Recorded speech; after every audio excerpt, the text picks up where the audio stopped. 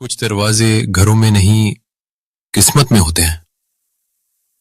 कहते हैं हर आत्मा को शांति मिलती है, पर कुछ आत्माएं इंतजार करती हैं।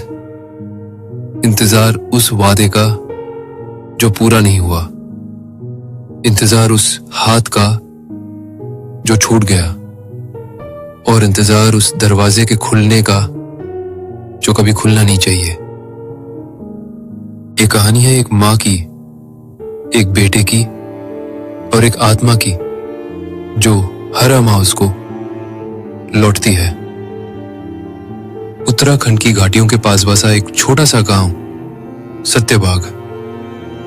हर चीज धीमी लेकिन गहरी, जैसे हर खामोशी के पीछे कोई बात छुपी हो। इसी गांव में पहाड़ी ढलान पर बना एक पुराना पत्थर का घर। वहां रहती है चेतना, उसका पति आकाश, उनकी बेटी 5 साल की शव्या और उनका बेटा 8 साल का आरव। कुछ हादसे आवाज नहीं करते, वो सिर्फ जिंदगी के रास्ते बदल लेते हैं। वो शाम भी ऐसी ही थी। हाफ डे स्कूल के बाद चेतना ने बच्चों को खुद लेने का फैसला किया। आरव हमेशा हंसते रहने वाला लड़का और उसकी छोटी बहन श्रव्या तीनों गाड़ी में थे। आकाश उस दिन क्लिनिक से लेट आ रहा था। पहाड़ी रास्ता था, दोपहर का वक्त था, लेकिन बादल घिरने लगे थे। चेतना गाड़ी चला रही थी, आरव पीछे बैठा कहानी सुना रहा था। मम्मा, अगर मैं सुपर हीरो बन जाऊं तो सबसे पहले मैं आपको उड़ाना सिखाऊंगा। चेतना मुस्कुरा रही थी और श्रव्या खिलखिला रही थी।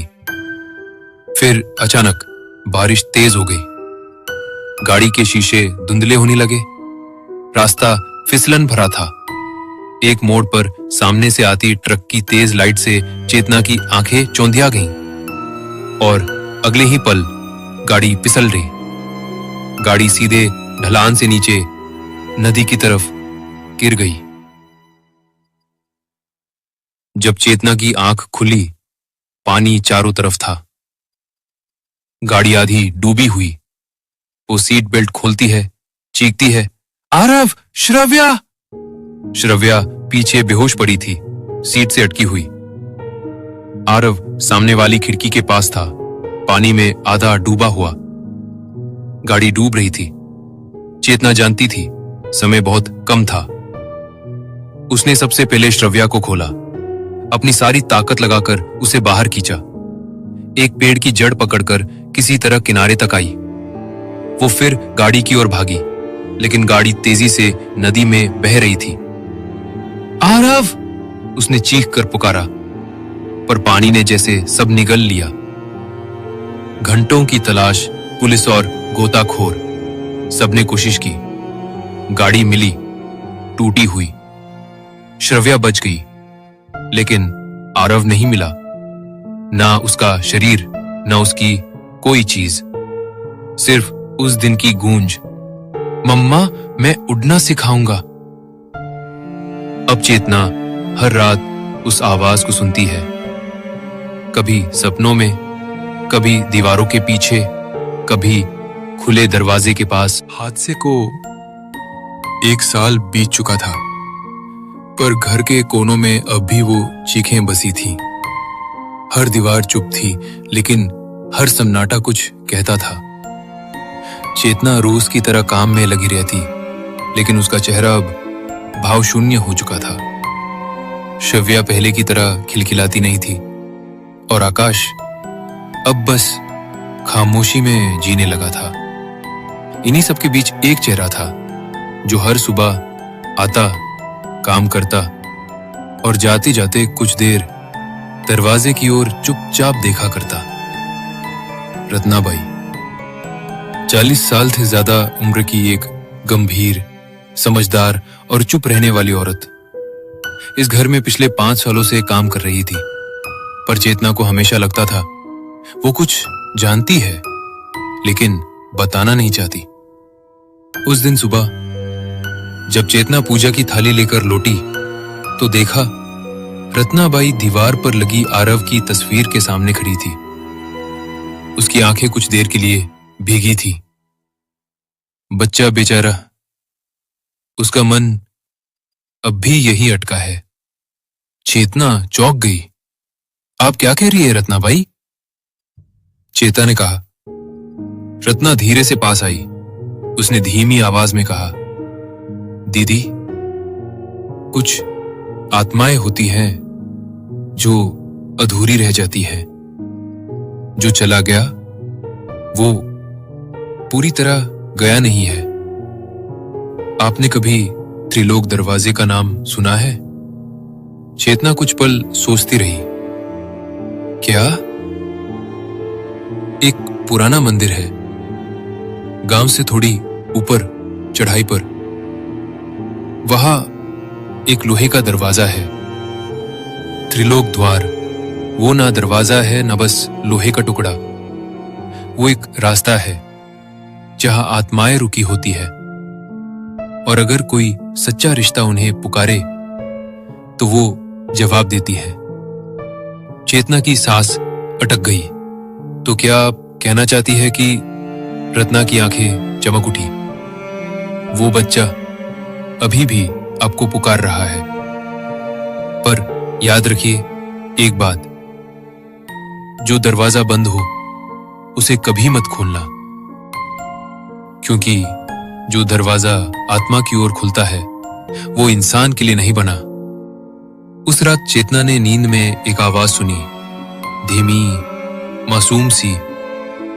मां, अब तो दरवाजा खोल दो ना, मैं बहुत थक गया हूं। और उस पल चेतना समझ गई, अब उसे त्रिलोक दरवाजे तक जाना ही होगा। अमावस की रात थी। जैसे जैसे पहाड़ की ढलान पर अंधेरा उतरता गया, चेतना के दिल की धड़कनें तेज होती गईं। उसने अपने पर्स में आरव की राख, उसकी तस्वीर और उसकी पसंदीदा नीली टी शर्ट रखी। त्रिलोकनाथ मंदिर गांव से दूर जंगल के किनारे वीरान और टूटा फूटा था। मंदिर के पीछे एक कमरा था, दरवाजा पुराना, लोहे का, बंद। दीवार पर लिखा था, सिर्फ आवाज सुनो, आत्मा को न बुलाओ। चेतना ने सांस ली, राख की एक गोल रेखा खींची, तस्वीर रखी और आंखें बंद की। कुछ पल सिर्फ सन्नाटा, फिर हवा में धीमी सी एक आवाज, मां, आप आ गई? चेतना कांप गई। उसने आंखें खोली। मैं थक गया हूं मां, अब घर चले? चेतना की आंखों से आंसू बह निकले। उसने कांपते हुए जवाब दिया, पर बेटा कैसे? मुझे डर लग रहा है। वो कांपती रही। याद आया रुक्मिणी का वाक्य, दरवाजा मत खोलना। लेकिन फिर वो ममता जागी। चेतना धीरे से उठी, दरवाजे की कुंडी खोली और दरवाजा खोल दिया। तेज हवा का झोंका अंदर घुसा। दिए बुझ गए। कोई नहीं था। राख के गोल में अब कुछ दिखा, छोटे छोटे पैरों के निशान।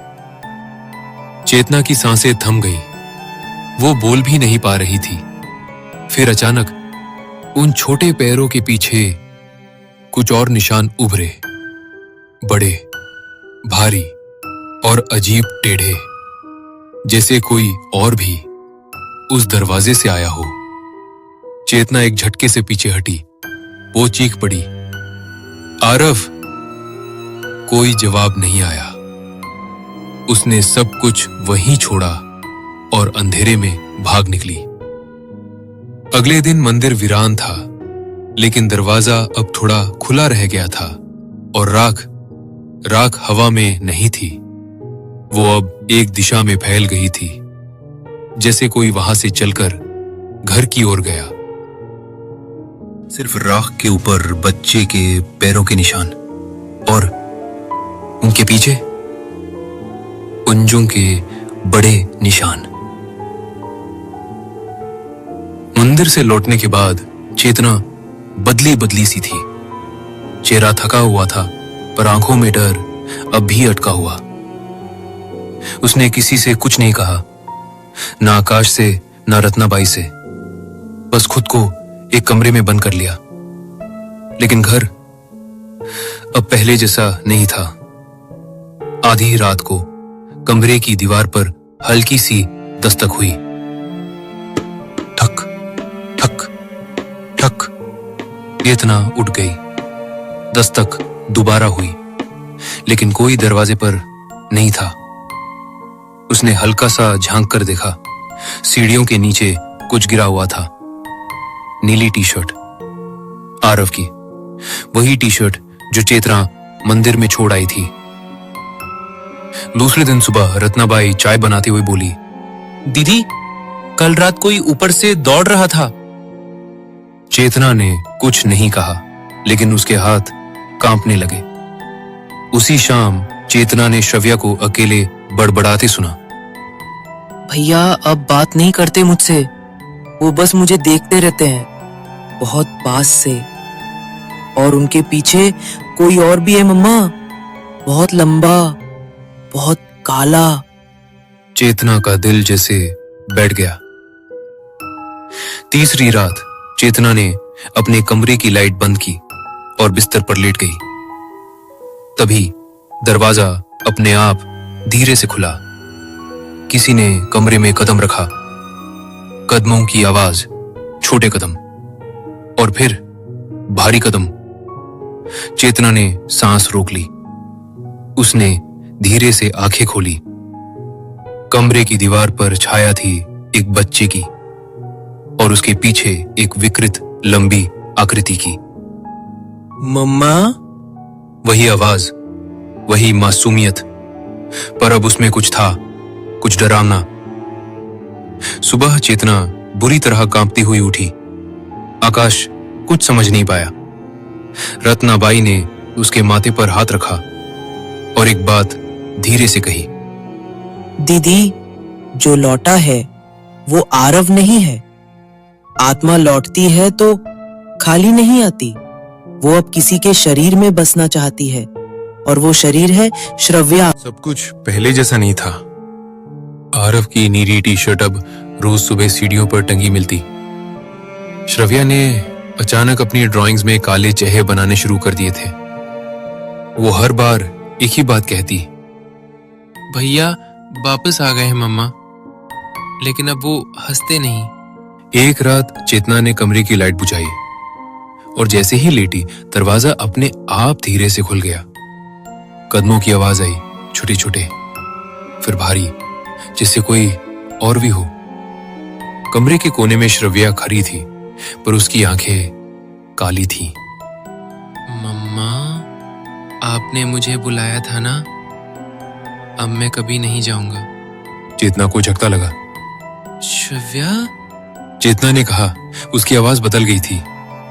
माँ, अब मैं आरव हूँ। अगली सुबह रत्नाबाई ने डरते हुए कहा, दीदी, आपसे गलती हो गई। आपने आरव को नहीं, उसकी परछाई को बुलाया है। अगर आपने उसे नहीं रोक तो वो श्रव्या को पूरी तरह ले लेगा। चेतना श्रव्या को सीने से लगाए मंदिर पहुंची। मंदिर पहले से ज्यादा अंधकारमय था। दरवाजा थोड़ा खुला था। चेतना ने जमीन पर राख बिखेरी और एक गोल आकृति बनाई। उसके बीचों बीच श्रव्या को खड़ा किया। उसने कांपती आवाज में कहा, अगर तू आरव है तो लौट जा, और अगर तू कोई और है तो मेरी बेटी को छोड़ दे। सब कुछ शांत था। फिर एक भयानक झोंका आया और एक धीमी आवाज चेतना के कानों में पड़ी, कुछ पाने के लिए कुछ खोना पड़ता है। चेतना कांप उठी। उसने बेटी को देखा, जिसके चेहरे पर अब आरव की मुस्कान थी, पर आंखों में साया।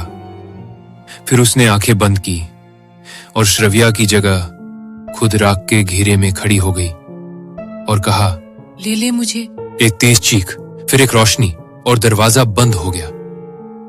अगली सुबह मंदिर की सीढ़ियों पर एक पंक्ति लिखी थी, अब माँ यही है, बेटी आजाद है।